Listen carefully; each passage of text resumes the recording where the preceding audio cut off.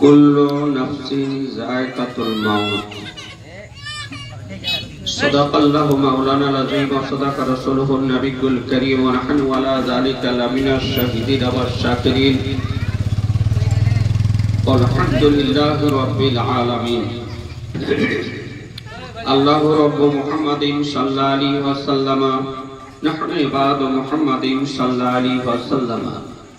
अल्लाहुम्मा सल्लि अला सय्यिदिना मौलाना मुहम्मदिन आदमी जुद वल करम मंबाइल इल्म वल हिल्म वल हिकाम वल व सहबी व बारिक व सल्लिम सलातन व सलामन अलैका या रसूल अल्लाह।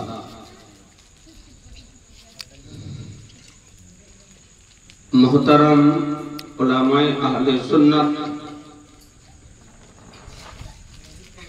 व तालिबे इल्म और सम्मानित उपस्थिति, अल्हम्दुलिल्लाह जगते प्रशंसा महान रब्बुल आलामीन महान स्रष्टा सर्वद्रष्टा सर्वनियंता रिज़्क दाता पालनकर्ता रब्बे कायनात सुबहानाहु व तआलार जन्य अतःपर हुजूरे अकरम रहमते आलम नूरे मुजस्सम नबीए मुअज़्ज़म रसूले अकरम साहिब जुदो करम मालिको हल्ल हरम साहिब लौहे कलम मदनी तजदार मक्की सरकार सय्यदे अबरार व अखियार सय्यदुल मुरसलीन खातमुन नबिय्यीन अनीसुल गारिबीन रहमतुल आशिकीन मुरादुल मुस्तकीन शाफिउल मुज़निबीन रहमतुल लिल आलमीन नबी मुहम्मदुर रसूलुल्लाह सल्लल्लाहु ताला अलैहि वसल्लम पैगंबर का हाजिर व नाज़िर इल्मे गायबेर संबाददाता आलिमे माकाना अमायाकुनार खबरदाता जीवित नबी हयातुन नबी नूरुन नबी शफाअतकारी नबी मने करे एकबार मोहब्बत सहकारे उच्च स्वरे भक्ति भरे प्राण खुले समवेत भावे एकबार दरूद शरीफेर नजराना पेश करुन। अल्लाहुम्मा सल्लि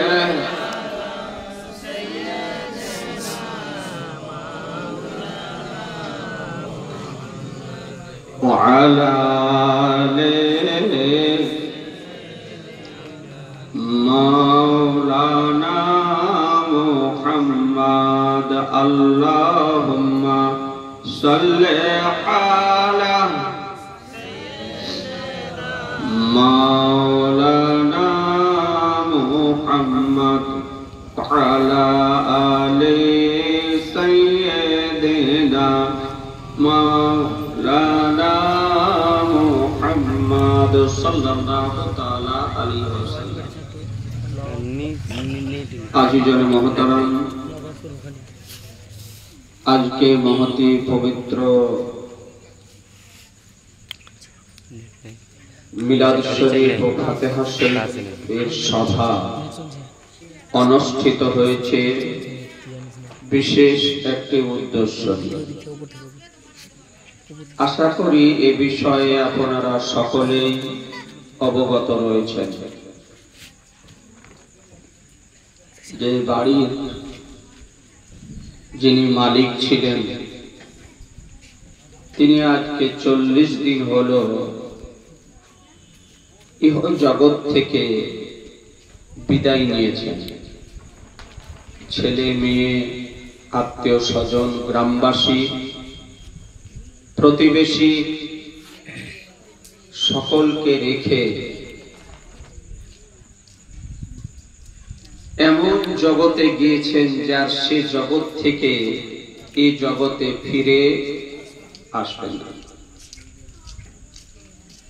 তাই তার আত্মার শান্তি কামনার জন্য রূহের মাগফিরাতের উদ্দেশ্যে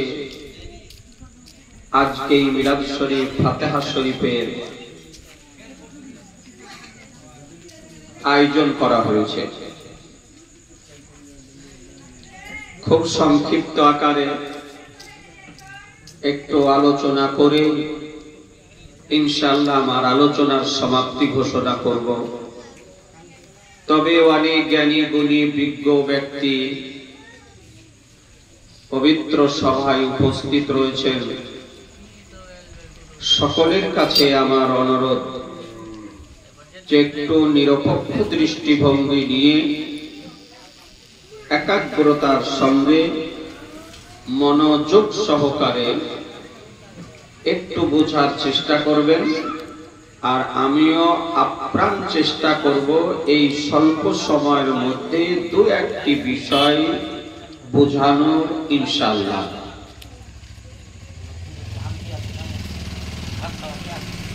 কোরআন শরীফ খোদার কালাম, অটুট বিধান, চিরন্তন, পূর্ণাঙ্গ, নির্ভুল মহাগ্রন্থ হতে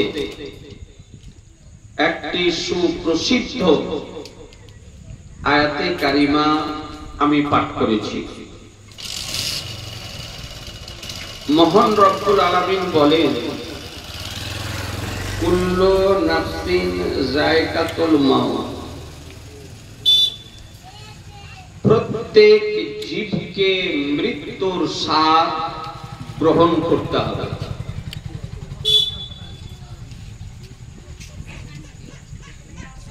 আল্লাহ তাআলা পরিষ্কার ভাবে জানিয়ে দিয়েছেন যে পৃথিবীতে যে এসেছে তাকে পুনরায় ফিরে যেতে হবে। মৃত্যু অনিবার্য। পৃথিবীর মধ্যে বিভিন্ন বিষয় নিয়ে দ্বিমত রয়েছে, কিন্তু মৃত্যু এমন একটি জিনিস যে মৃত্যু নিয়ে কারো কোনো দ্বিমত নেই। আছে? আস্তিক বলেন আর নাস্তিক বলেন, আর ধর্মী ও ব্যক্তি বলেন আর বিধর্মী বলেন, কোন ব্যক্তির পৃথিবীতে কোন দ্বিমত আছে যে ওর মৃত্যু হবে না?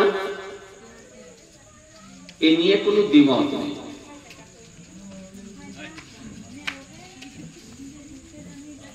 এখন একটি বিষয় হলো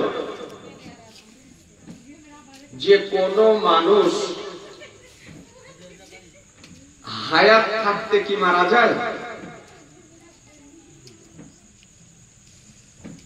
অনেক মানুষ বলে থাকেন যে বেচারা হায়াত থাকতে মারা গেল, ডাক্তার দেখানো হলো না, চিকিৎসা করানো হলো না, কোথাও নিয়ে যাওয়া হলো না, বেচারা এ ব্যক্তি হায়াত থাকতে মারা গেল। মনে রাখবেন, এক সেকেন্ড পূর্বে কোন ব্যক্তির ইন্তিকাল হয় না, আর এক সেকেন্ড পরেও ইন্তিকাল হয় না। অর্থাৎ এক মুহূর্ত পূর্বেও মারা যায় না, আর এক মুহূর্ত পরেও মারা যায় না।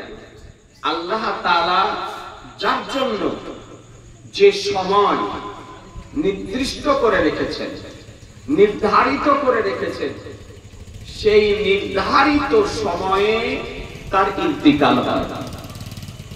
হযরত ইসরাঈল আলাইহিস সালাম তার জান কবজ করেন। আল্লাহ তাআলা কোরআন শরীফের মধ্যে সম্পর্কে বলেন, ইজা জাজালুহুম লা ইস্তাগফিরুনা সাআতাও ওয়া লা ইস্তাগদিমুন। তোমাদের মৃত্যু যখন তোমাদের নিকটে আসবে, তো এক মুহূর্ত পূর্বেও নয় আর এক মুহূর্ত পরেও নয়। আল্লাহ তাআলা তার জন্য যে সময় নির্ধারণ করে রেখেছেন, নির্দিষ্ট করে রেখেছেন, সেই সময় তার নিকটে মৃত্যু আসবে। এর হাত থেকে বাঁচার কোন মেডিসিন পৃথিবীতে নেই। আর একটি বিষয়, সমাজে প্রচলিত আছে। অনেক ব্যক্তি দেখা যাচ্ছে যে ব্যাঙ্গালোর বা কেরল বা মুম্বাই কাজে গিয়ে মারা যাচ্ছে।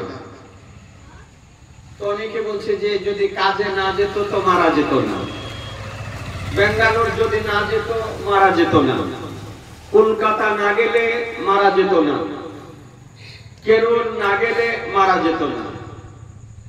এই কথা কি ঠিক কথা? না, এটা একটা ভুল কথা।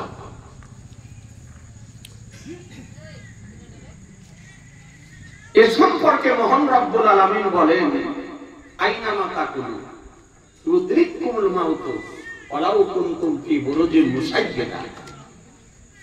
তোমরা যেখানেই অবস্থান করো না কেন, যেখানেই বাস করো না কেন, মৃত্যু তোমাদেরকে পাবে, যদিও তালাবন্ধ ঘরে যদি অবস্থান করো। আল্লাহ তাআলা জানিয়ে দিলেন যে তুমি যেখানেই অবস্থান করো, মৃত্যুর যদি সময় হয়ে যায় তো মৃত্যু সেখানেই যাবে এবং সেখানেই মৃত্যু হবে। আরেকটি কথা মনে রাখবেন, যার মৃত্যু যেখানে আছে সে নিজ পায়ে হেঁটে সেখানে যাবে। ওর যদি মৃত্যু কেরলে লেখা থাকে ও কেরলে গিয়ে উপস্থিত হবে, যদি তার মৃত্যু মুম্বাইয়ে যদি লেখা থাকে ও নিজে মুম্বাইয়ে গিয়ে হাজির হবে। অর্থাৎ তার মৃত্যু যেখানে লেখা আছে ও সেখানে গিয়ে হাজির হবে। দৃষ্টান্ত স্বরূপ আপনাদেরকে বলি, তাফসিরে রুহুল বায়ানের মধ্যে বর্ণিত হয়েছে যে হযরত সুলাইমান আলাইহিস সালাম একজন নবী ছিলেন। যে হযরত সুলাইমান আলাইহিস সালাম সারা পৃথিবীর বাদশা ছিলেন, এমনকি যার হুকুমত হাওয়াতেও চলত, হাওয়াতেও কথা শুনত, জীব জন্তু পশু পক্ষী সব কিছুতে কথা শুনত। সারা পৃথিবীর মাশরিক থেকে মাগরিব, জুনুব থেকে শামাল, সারা পৃথিবীর তিনি বাদশা ছিলেন। হযরত সুলাইমান আলাইহিস সালামের নিকটে বেশ কিছু তার মান্য কারিগণ রয়েছেন। তার মধ্যে একজন ব্যক্তি হযরত সুলাইমান আলাইহিস সালামকে বলছেন যে ইয়া নবী আল্লাহ, আমাকে হিন্দুস্তান পাঠিয়ে দেন। আছে কোথায়? ফিলিস্তিনে। এই যে আপনার মসজিদে আকসা, বাইতুল মুকাদ্দাস, আমাদের প্রথম কিবলা, যার দিকে মুখ করে আমার রাসূলুল্লাহ কিছুদিন নামাজ পড়েছিলেন,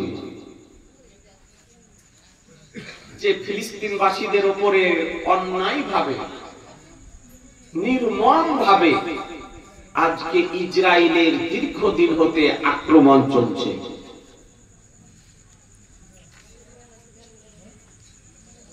ফিলিস্তিনে আছে।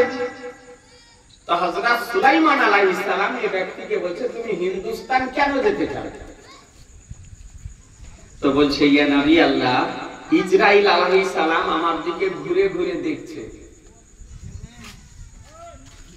যদি জান কবজকারী ফেরেশতা যদি দেখা যায় তবে দিলের অবস্থা কি হবে? ও ভাবছে যে আমার জান কবজ করার জন্য আমার দিকে ঘুরে ঘুরে দেখছে।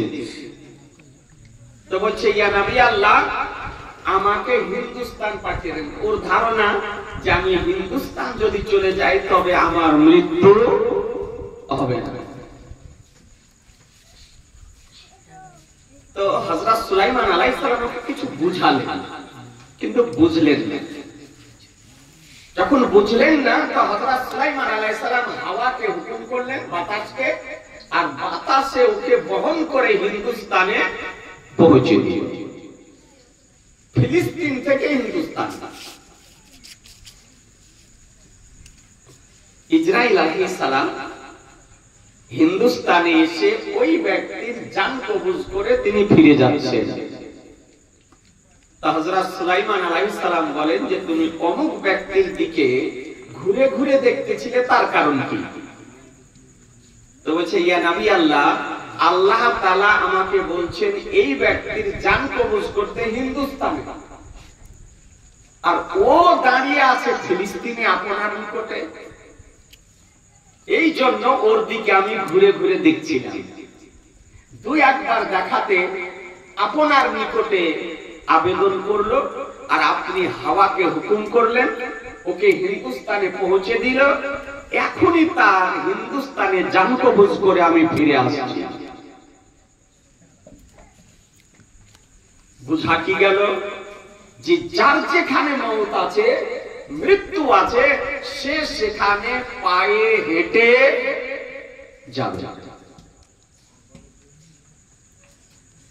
আজিজানে মুহতারাম, আরেকটি কথা মনে রাখবেন, যে ব্যক্তি যে স্থানের মাটি হতে তৈরি, তার কবর সেখানেই হবে। মারা যেখানেই যায়, মুম্বাই মারা যাক আর সৌদিতে মারা যাক, যে ব্যক্তি যে স্থানের মাটি হতে তৈরি, তার কবর সেখানেই হবে। যদি কেউ সমুদ্রের নিচের মাটি হতে তৈরি যদি হয়, তো সমুদ্রে সেখানেই তার কবর হবে। হাদিস শরীফে এসেছে যে মায়ের পেটে যখন বাচ্চা তৈরি হয়, তো আল্লাহ তাআলা এক শ্রেণীর ফেরেশতাকে নিযুক্ত করে রেখেছেন। এই ফেরেশতা পৃথিবীর মাটি উঠিয়ে মায়ের পেটে বাচ্চার নাভিতে রেখে দেন। এই জন্য আমাদেরকে বলা হয় যে আমরা মাটি দ্বারা গঠিত। তো মাটি কোথায়? বাবা মায়ের মাধ্যমে আমরা পৃথিবীতে আসি। কিন্তু হাদিস শরীফ বলছে যে আল্লাহ তাআলা এই এক শ্রেণীর ফেরেশতাকে নির্ধারণ করে রেখেছে, তারা এই কাজের জন্য নির্ধারিত রয়েছে। মায়ের পেটে বাচ্চা যখন তৈরি হয়, এই ফেরেশতা পৃথিবীর মাটি উঠিয়ে নিয়ে গিয়ে রাখেন। যে স্থানের মাটি উঠিয়ে নিয়ে গিয়ে রাখেন, সেই স্থানেই তার কবর হয়। আজিজানে মুহতারাম, আর একটি কথা বলে দিই, তারপরে একটু ওয়াজ করব।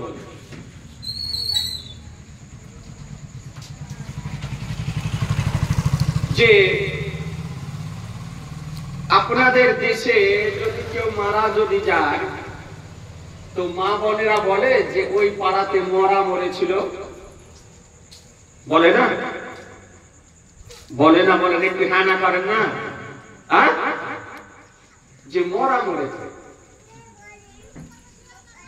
আমাদের মুর্শিদাবাদে বলে, মায়েরা বলে, বিশেষভাবে পুরুষদের মধ্যেও বলে, আর মায়েরা বলে যে ওই পাড়াতে ওই টোলাতে মরা মরেছে। আচ্ছা বলেন দেখি, মরা কোনদিন মরে? জীবিত মানুষ মারা গেছে, বলছে কি যে ওই টোলাতে বা ওই গ্রামে বা ওই পাড়াতে মরা মরেছে। তাহলে কথাটি তার ঠিক না বেঠিক? জি, একটু কথা বলেন না, কথাটাই ঠিক না। দেখুন, যদিও কথাটি মায়েদের বা পুরুষদের সকলের জন্য প্রযোজ্য নয়, কিন্তু আপনাদের আমাদের মতন সাধারণ মানুষের জন্য প্রযোজ্য। মনে রাখবেন, মরা মানুষই মরে। কি হয়?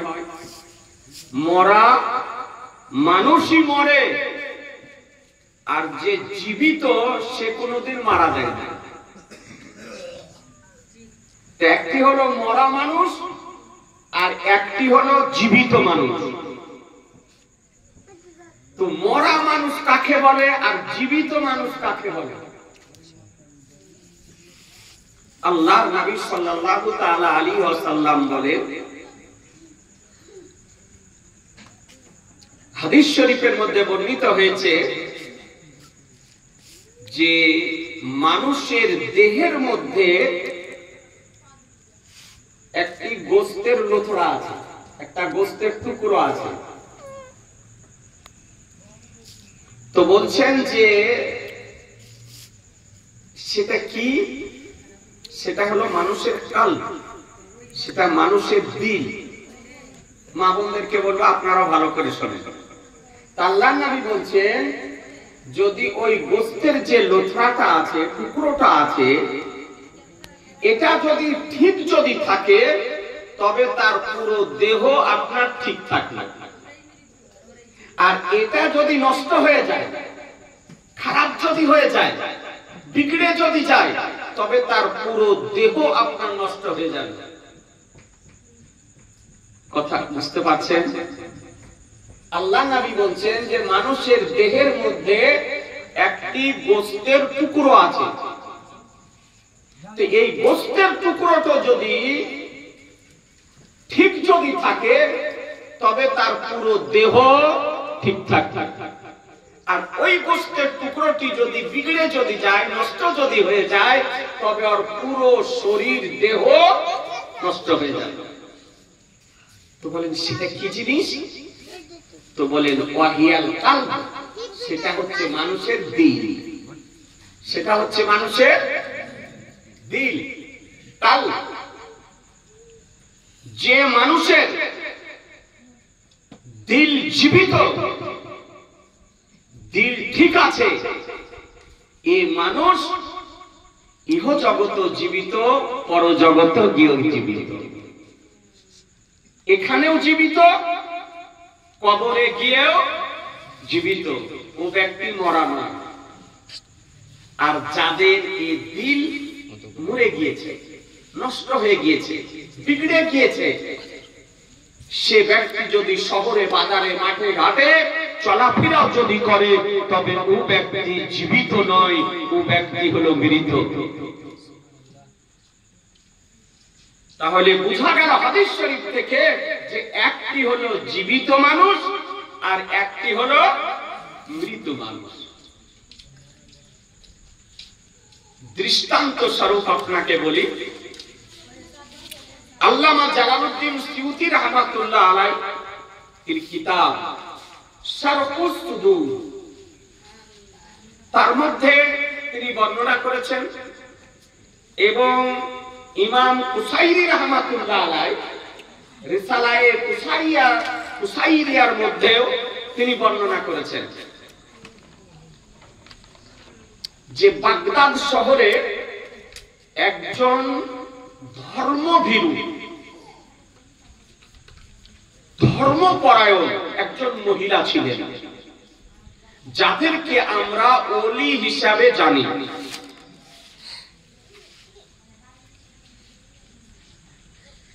তো এই মহিলা বাগদাদ শরীফ, বাগদাদ বলতে ইরাকের যে রাজধানী, একে বলা হয় বাগদাদ শরীফ। ইরাকের রাজধানী হলো বাগদাদ শরীফ। এই বাগদাদ শরীফ শহর এবং শহর সংলগ্ন এলাকায় কমবেশ 650 মাজার শরীফ আছে। এই বাগদাদ শরীফে আমাদের ইমাম, জগৎ বিখ্যাত ইমাম, ফিকহ শাস্ত্রের জনক, বিখ্যাত তাবি, ইমামুল আইম্মা, কাশিফুল গুম্মা, সিরাজুল উম্মাহ, হযরত নুমান বিন সাবিত, ইমামে আজম আবু হানিফা রাদিয়াল্লাহু তাআলা আনহুর মাজার শরীফ এই বাগদাদ শরীফ।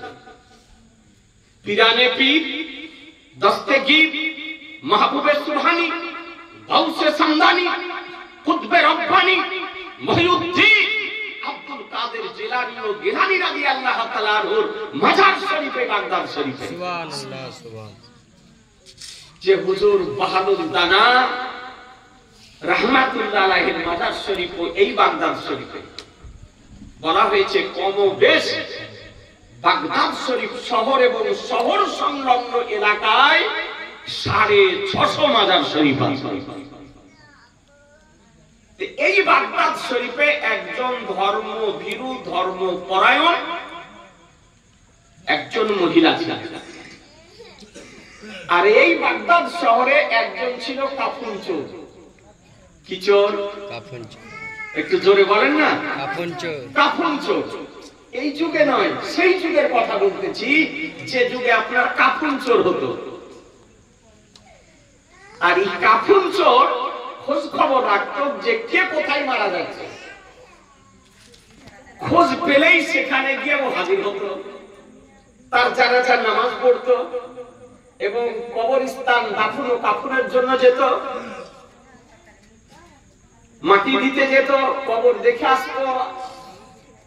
এই জন্য যে ও রাত্রিতে যেন কাফন চুরি করা সহজ হয়, দিনে দেখে আসতো, রাত্রিতে গিয়ে কাফন চুরি করত। এই যে মহিলা বাগদাদ শরীফে ইন্তিকাল করেছেন, তার জানাজার নামাজে গিয়েছে, দাফনে কাফনে গিয়েছে, দাফন ও কাফন করে বাড়ি এসছে। নির্জন গভীর রাত্রিতে এই কাফন চোর কবরস্থানে গিয়ে হাজির হয়েছে। মাটি সরিয়ে পাটাতন হটিয়ে কাফনে যেমন হাত দিয়েছে কাফন চুরি করার জন্য, তো ওই মহিলা কবর থেকে কাপ করে ওরা হাত ধরে দিয়েছে। একবার সুবহানাল্লাহ বলেন না, জোরে বলেন না সুবহানাল্লাহ। যতই সাহসী ব্যক্তি হোক, একাই যদি ওকে রাত্রিতে কবরস্থান যদি পাঠান, কবরস্থানে কিছু থাকে না, কিন্তু তবুও তার কলিজাটা একটু কাঁপে। কবরস্থান এমন একটি জায়গায়, এ চোরের কলিজা যে ও রাত্রিতে কবরস্থান গিয়ে কাফন চুরি করে নিয়ে আসে, তো যখন ওকে গাপ করে কবরে হাত ধরে নিয়েছে, আর কি অবস্থা হবে চোরের। তো ওই ধর্মভীরু ধর্মপরায়ণ মহিলা ওই চোরের হাত ধরে নিয়ে বলতেছেন, সুবহানাল্লাহি রাজুলুন মাগফুরুন ইয়াকুতু কাফনা মাগফুরিন। ও মহান আল্লাহ পবিত্র, যে কি আশ্চর্য, একজন জান্নাতি ব্যক্তি দ্বিতীয় জান্নাতি ব্যক্তির কাফন চুরি করতে এসেছে। একটু জোরে বলেন না সুবহানাল্লাহ। জি, মারা গিয়েছেন, অথচ মারা যাওয়ার পর কবরে কথা বলতেছে, হাত ধরে নিয়েছে, চোরকে আটক করেছে। একজন জান্নাতি ব্যক্তি অপর জান্নাতি ব্যক্তির কাফন চুরি করার জন্য এসেছেন, একজন মহিলা।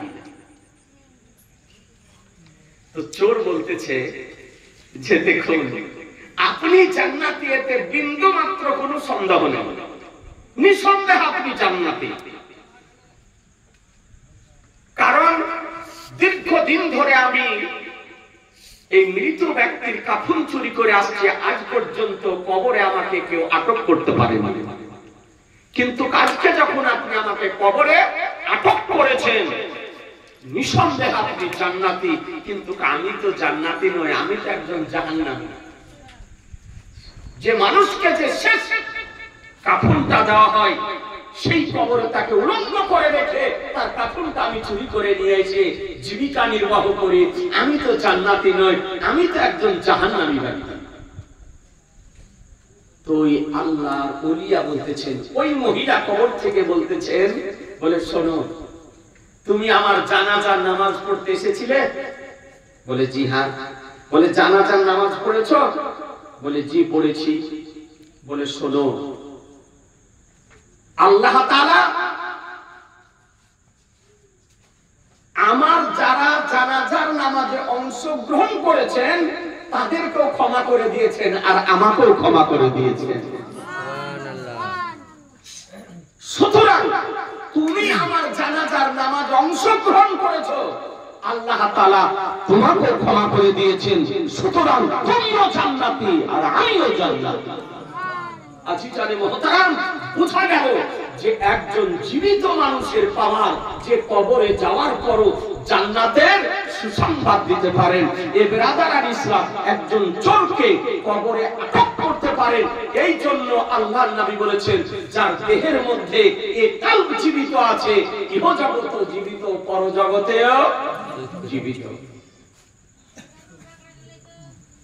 কারো কবরে শাস্তি হয়, কারো কবরে শান্তি হয়। হয় না? হয় না? যদি ভালো মানুষ হয়, নেক মানুষ হয়, সৎ মানুষ হয়, সলেহ মানুষ হয়, আহলুস সুন্নাত ওয়াল জামাতের ব্যক্তি যদি হয়, তো কবরে গিয়ে মুনকার ও নাকিরের প্রশ্নের উত্তর দেবে আর কবরে গিয়ে শান্তিও পাবে। আর যারা মুনকার ও নাকিরের প্রশ্নের উত্তর দিতে সক্ষম হবে না, গুনাহগার হবে, পাপিষ্ঠ হবে, বদকার হবে, শিয়াকার হবে, তাহলে তার কবরে কি হবে? শাস্তি হবে। এটা আপনাদের আমাদেরকে বিশ্বাস করতে হবে। আমরা বিশ্বাস করি যে কারো কবরে শাস্তি হয় আর কারো কবরে শান্তি হয়। দীর্ঘদিন ধরে নসিহত শুনছেন, কবরের শাস্তি এবং শান্তি দেখা যায় না। একটু কথা বলতে হবে। আপনি একটা সকালে কবরস্থান যান, একদিক থেকে 2-4টা কবর খনন করেন, আপনি দেখতে পাবেন যে কোন কবরে শাস্তি হচ্ছে আর কোন কবরে শান্তি। জি না, শান্তিও দেখা যায় না আর শাস্তিও দেখা যায় না। তাতে গিয়ে হয়তো একটু হাড় হাড্ডি দেখতে পাবে। যেটা রেড়ের হাড্ডি বলা হয়, এই হাড্ডিটা আপনার নষ্ট হয় না। আর একটা মানুষকে কবরে রাখার পর সর্বপ্রথম তার পেট আপনার নষ্ট হয়।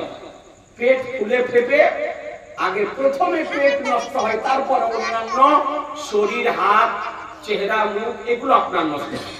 আপনি কবরে মাটি দিয়ে চলে আসলেন, তো সর্বপ্রথম আপনার যে নষ্ট হয়, হাদিসের মধ্যে, কিতাবের মধ্যে এসেছে, সেটা হচ্ছে পেট। পেট ফুলে ফেপে আপনার নষ্ট হয়, তারপর অন্যান্য হয়। এখন মারা যাওয়ার পর আরেকটা প্রশ্ন হতে পারে, দেহ নষ্ট কেন হয়? মারা যাওয়ার পর দেহ নষ্ট কেন হয়? যদি দেহ নষ্ট না হতো তবে মানুষ তাকে কবরে দাফন করত না, বাড়িতেই রেখে দিত না। কি বলছেন? রাখতো না? রাখতো না।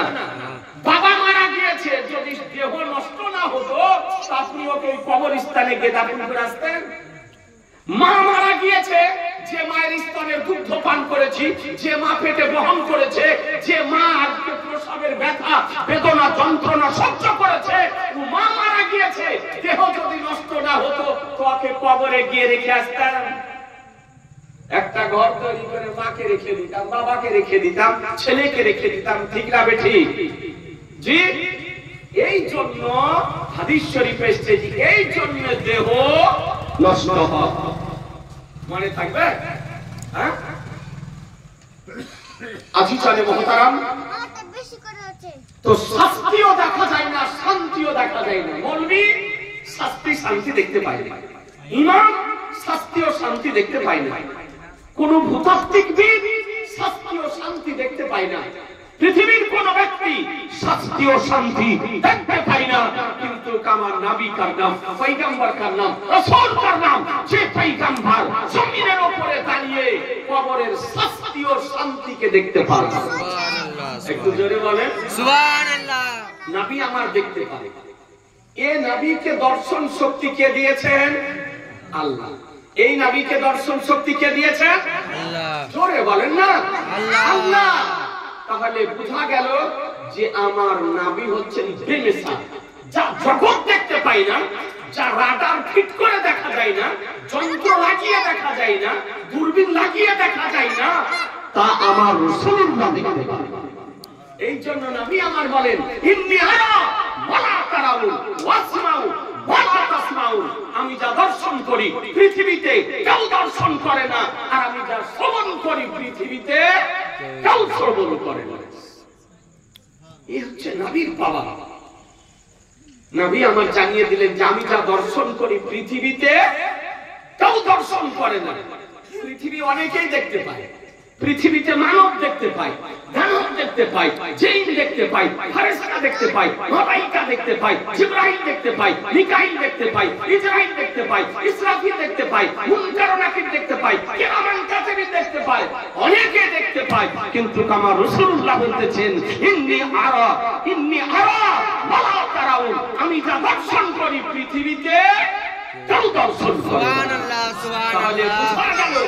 নবী যা দেখেন কোন মানব দেখতে পায় না, নবী যা দেখেন কোন জিন দেখতে পায় না, নবী যা দেখেন কোন ফেরেশতা দেখতে পায় না, নবী যা দেখেন জিবরাইল দেখতে পায় না, নবী যা দেখেন মিকাইল দেখতে পায় না, নবী যা দেখেন ইসরাইল দেখতে পায় না, নবী যা দেখেন আজকে ইসরাফিল আলাইহিস সালাম দেখতে পায় না, নবী যা দেখেন মুনকার ও নাকির দেখতে পায় না, নবী যা দেখেন কিরামান কাতিবিন দেখতে পায় না, নবী যা দেখেন দশম খোদা পৃথিবীতে কেউ দেখতে পায় না। এই নবীকে আমাদের মতো বলা যাবে? হ্যাঁ, জোরে বলেন না। আমাদের মতো বলা যাবে? কেউ যদি বলে যে নবী আমাদের মতো, বলবেন না? কেউ যদি বলে, কোন মৌলবী, কোন বক্তা, কোন মুফতি, কোন ডাক্তার, কোন মাস্টার, কোন প্রফেসর, কোন সাহিত্যিক, কোন কবি, কোন চিন্তাবিদ, কোন দার্শনিক, কোন সাহিত্যিক, কেউ যদি বলে যে নবী আমাদের মতো, বলা যাবে না? ওর কথা ঠিক হবে না বেঠিক? বেঠিক। তাহলে ওর কথা বেঠিক যদি হয়, ওকে মান্য করা যাবে, সমর্থন করা যাবে, ওর বক্তৃতা শোনা চলবে ইউটিউবে, ফেসবুকে? কথা বলছেন না? হ্যাঁ, যাবে না। কারণ সে নবীর আমার পক্ষে নয়, কি হলো আমার নবীর বিপক্ষে। জি, আজি জানে মুহতারাম, একটি হাদিস শরীফ শুনুন, যে হাদিসটি ইমাম বুখারী রাহমাতুল্লাহ আলাইহি বুখারী শরীফের প্রথম খণ্ডে আনায়ন করেছেন। হাদিসের রাবী, ভালো করে শুনেন, একটা হাদিস শোনায়। আমরা কোনো কিসসা কাহিনী বলা ব্যক্তি নই, এটা আপনারা ভালো করেই জানেন।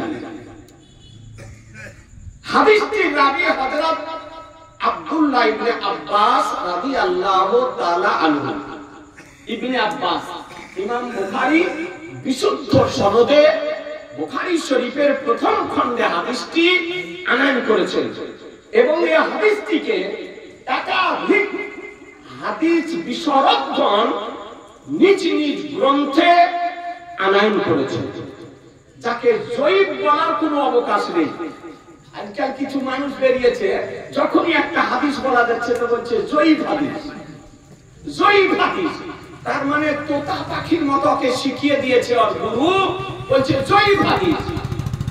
আর বিশেষভাবে আজকাল যারা আপনার এই বুকের মতন, মহিলাদের মতন হাত বাঁধা বেরিয়েছে, নেট খারাজি, এদের আপনার একটি কথা, জাল হাদিস, জয়ীফ হাদিস, জাল হাদিস, জয়ীফ হাদিস।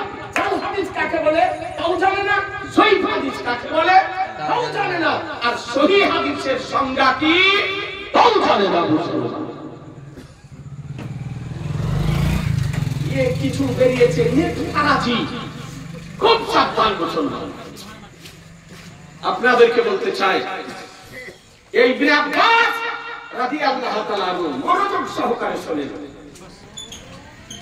ইবনে আব্বাসকে আমার রাসূলুল্লাহ সাল্লাল্লাহু তাআলা আলাইহি সাল্লামের আপন চাচাতো ভাই, আমার নবীর আপন চাচা হলেন হযরত আব্বাস রাদিয়াল্লাহু তাআলা আনহু। নবীর চাচাগণের মধ্যে দুইজন চাচা ইসলাম ধর্ম গ্রহণ করেছিলেন। কয়জন বললাম? দুইজন চাচা ইসলাম ধর্ম গ্রহণ করেছিলেন, হযরত আব্বাস রাদিয়াল্লাহু তাআলা আনহু আর হযরত আমিরে হামজা রাদিয়াল্লাহু তাআলা, এই দুইজন। তো আব্বাস রাদিয়াল্লাহু তাআলার আপন চাচা আর আব্বাস রাদিয়াল্লাহু তাআলার সন্তান ছেলে, মানে আপন চাচা তো ভাই আমার রাসূলুল্লাহ। আব্বাস রাদিয়াল্লাহু তাআলার বিবির নাম ছিল হযরত উম্মুল ফাজল রাদিয়াল্লাহু তাআলা আনহা। তো তারিখুল খুলাফা পিওর আরবিতে লেখা, আল্লামা জালালউদ্দিন সুয়ুতী রাহমাতুল্লাহ আলাইহি এই কিতাবের মধ্যে ইবনে আব্বাস সম্পর্কে বর্ণনা দিতেছেন যে উম্মুল ফাজল রাদিয়াল্লাহু তাআলা আনহা রাসূলুল্লাহর সামনে দিয়ে চলে যাচ্ছেন। আমার নবী বসে আছেন, আমার দয়ার নবী বলেন, চাচি শোনেন। কাছে আসলেন, আমার রাসূলুল্লাহ বলছেন, চাচি যান, আপনি গর্ভবতী আছেন। একবার সুবহানাল্লাহ জোরে বলেন না। নবী আমার বলছেন, চাচি আপনি গর্ভবতী আছেন আর আপনার পেটে পুত্র সন্তান আছে, প্রসবিত হলে সর্বপ্রথম আমার নিকটে নিয়ে আসবেন। তো উম্মুল ফাজল রাদিয়াল্লাহু তাআলা তিনি আশ্চর্য হলেন। তার মানে মায়েদের পেটে যখন বাচ্চা আসে তো মায়েরা তো বুঝতে পারে না, বুঝতে পারেন না, বুঝতে পারেন, অনুধাবন করতে পারেন, উপলব্ধি করতে পারেন, তার লক্ষণ কিছু দেখা দেয়। তো উম্মুল ফাজল রাদিয়াল্লাহু তাআলা বলেন যে আমার রাসূলুল্লাহ যখন আমার পেটের সংবাদ দিতেছিলেন সেই সময় পর্যন্ত আমি বুঝতে পারিনি যে আমার পেটে সন্তান এসেছে। তো উম্মুল ফাজল রাদিয়াল্লাহু তাআলা বলতেছেন, ইয়া রাসূলুল্লাহ, কুরাইশের যুবকগণ এক মাস থেকে কসম করেছে তারা বিবির নিকটবর্তী হবে না, তো আমি গর্ভবতী কেমন করে হলাম? আমার রাসূলুল্লাহ বলেন, চাচি আমি যে সংবাদ দিতেছি রাইট সংবাদ, সহি সংবাদ, আপনি গর্ভবতী আছেন আর আপনার উদরে পুত্র সন্তান আছে, প্রসবিত হলে আমার নিকটে নিয়ে আসবেন। উম্মুল ফাজল রাদিয়াল্লাহু তাআলা আনহা আমার রাসূলুল্লাহ সাল্লাল্লাহু আলাইহি ওয়াসাল্লামের সংবাদ শুনে চলে গেলেন। আপনারা আজকে দেখুন, অনেক এইরকম কিছু অনভিজ্ঞ ব্যক্তি বেরিয়েছে, জ্ঞান পাপী বেরিয়েছে, তারা বলছে যে মায়ের পেটে কি আছে আল্লাহ ছাড়া কেউ জানে না। যারা একথা বলবে জেনে নিতে হবে ও অন্ধকারের মধ্যে পড়ে আছে, অন্ধত্বের যুগে বাস করতেছে। বলে কেন? বলে আজকে ভারতে লেখাপড়া করে, আমেরিকাতে লেখাপড়া করে, আজকে এমবিবিএস পাস করে ডাক্তার হওয়ার পর বৈজ্ঞানিকের তৈরিকৃত যন্ত্রের সাহায্যে আপনার ভ্রূণ পরীক্ষা করে মায়ের পেটের সংবাদ দিতেছে যে ভ্রূণটা মেয়ে না ছেলে। এই জন্য অনেক নার্সিং হোমে লেখা আছে ভ্রূণ পরীক্ষা করা নিষিদ্ধ। মুসলমান যদি একটা পৃথিবীতে বৈজ্ঞানিকদের তৈরিকৃত যন্ত্রের মাধ্যমে ডাক্তারি লেখাপড়া করে মায়ের পেটের যদি সংবাদ দেওয়া সম্ভব যদি হয়, তো যে নবীকে স্বয়ং খোদা শিখিয়েছেন সে নবী মায়ের পেটের সংবাদ দিতে পারেন না? পারেন না? একটু জোরে বলেন না। পারেন। আর এই পাগলের দল বলতেছে যে মায়ের পেটের সংবাদ কেউ জানে না। এই অন্ধত্বের যুগে বাস করছে না করছে না? এই অন্ধকারের মধ্যে পড়ে আছে না নাই? যে আছে আমার নবী কোন যন্ত্রের সাহায্যে নয়, কোন পরীক্ষা নিরীক্ষা করে নয়, মহান রব্বুল আলামিন যে জ্ঞান দান করেছিলেন সে জ্ঞানের দ্বারাতে উম্মুল ফাজলের পেটের সংবাদ দিতেছেন মুসলমান। উম্মুল ফাজল রাদিয়াল্লাহু তাআলা বাড়ি চলে গেলেন। সময় সাপেক্ষে সময় পূর্ণ হলো, নবীর ভবিষ্যৎবাণী বাস্তবায়িত হলো, পুত্র সন্তান প্রসবিত হলো। একবার সুবহানাল্লাহ বলেন, জোরে বলেন না। পুত্র সন্তান প্রসবিত হলো, পরিষ্কার পরিচ্ছন্ন করে আজকে বাচ্চাকে নিয়ে সর্বপ্রথম আমার নবীর নিকটে হাজির হলো। আমার দয়ার নবী নিলেন, আমার দয়ার নবী নিয়ে ডান কানে আযান দিলেন, বাম কানে ইকামত দিলেন। তাহলে বোঝা গেল এই হাদিস থেকে যে বাচ্চা প্রসবিত হওয়ার পর বাচ্চার ডান কানে আযান দেওয়া, বাম কানে ইকামত দেওয়া নবীর সুন্নাত। কার সুন্নাত? জোরে বলেন না। এটা বিদআত নয়, না জায়েজ নয়, এটা স্বয়ং আমার রাসূলুল্লাহর সুন্নাত। নবী আমার নিচে আযান দিতেছেন কান, বাচ্চার কানে ডান কানে আযান, বাম কানে ইকামত। তারপর নবী আমার বাচ্চার নাম রাখলেন। কি নাম রাখলেন?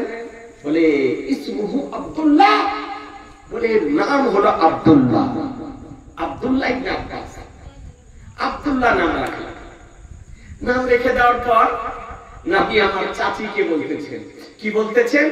ইজহাবি বিল খুলাফা, বলে চাচি খলিফাদের বাপকে নিয়ে যাও, খলিফাদের বাপকে নিয়ে যাও। নবী আমার পেটের সংবাদ দিয়েছেন, আজকে ভবিষ্যৎবাণী বাস্তবায়িত হলো, আর তার আগামীর সংবাদ নবী আমার দিতেছেন।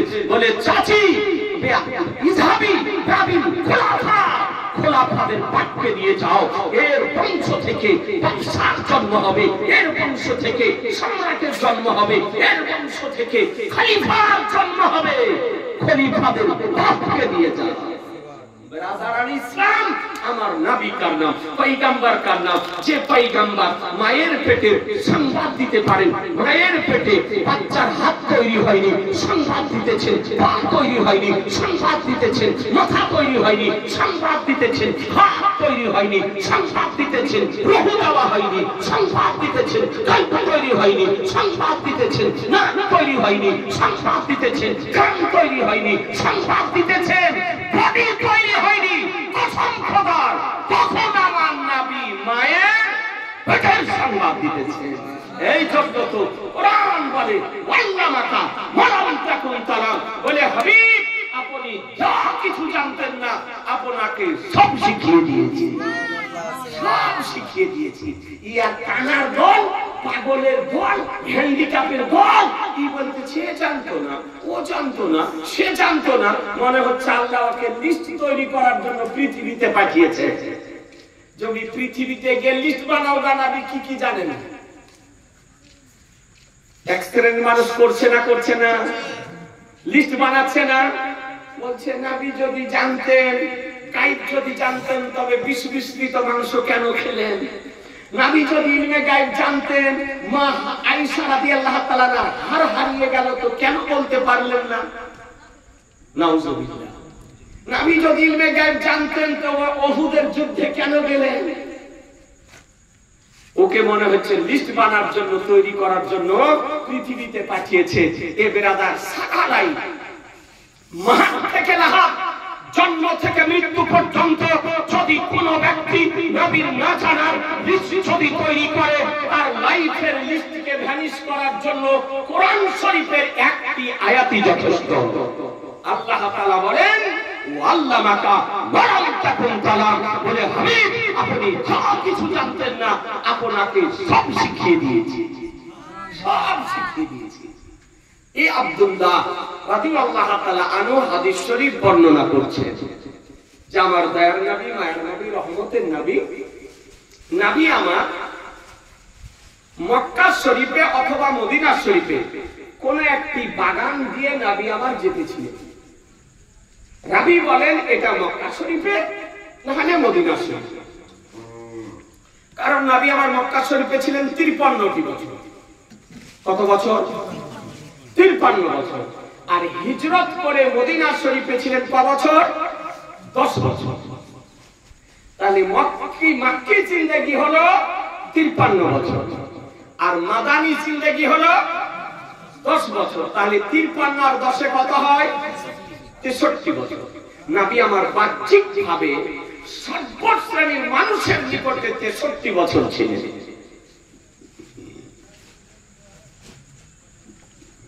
আমার নবী পাক সাহেবে লাউলাক সাল্লাল্লাহু আলাইহি সাল্লাম সম্পর্কে নবী বলেন যে মক্কা শরীফে অথবা মদিনা শরীফে কোন একটা বাগানে রাস্তা দিয়ে যেতেছিলেন।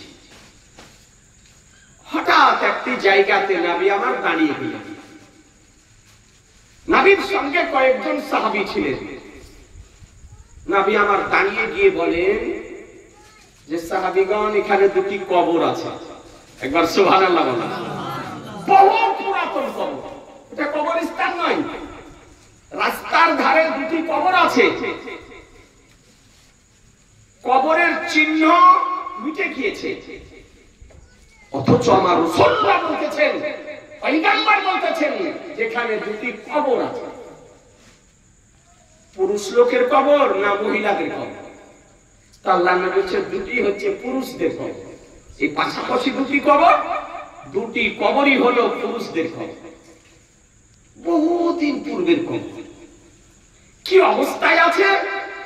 আমার দয়ার নবী বলেন যে কবর দুটিতে আযাব চলতেছে, দুটি কবরে আযাব চলছে, তার মানে শাস্তির মধ্যে আছে, উভয় শাস্তির মধ্যে আছে কবরে। কি কারণ? তো নবী আমার বলেন এমন বড় গুনার কারণে নয়, তবে হ্যাঁ, একজন ব্যক্তি পেশাব থেকে পরহেজ করত, পেশাব করার পর পেশাবের ছিটা থেকে পরহেজ করত না, শরীরে লাগতো, কাপড়ে লাগতো। যে অসুখটা আমাদের আজকাল দেখা দিয়েছে সমাজে, নাকি বলছে আমাদের যুবকেরা পেশাব করার পর পানি নেওয়ার প্রয়োজন মনে করে বা ঢেলা নেওয়ার কোনো প্রয়োজন মনে করে না। আর আজকাল তো বিভিন্ন জায়গাতে বসে পেশাব করার ব্যবস্থাপনা নেই, দাঁড়িয়ে, আর তারপরে সেখানে পানির ব্যবস্থা নেই। পেশাব করলো, পেশাব করার পর কিছু প্যান্টে গেল আর কিছু রুমালে গেল, বাইরে হয়তো একটু হাত দিয়ে চলে আসে। এই অসুখটা আমাদের মধ্যে দেখা দিয়েছে। আল্লাহ নবী কি বলছেন?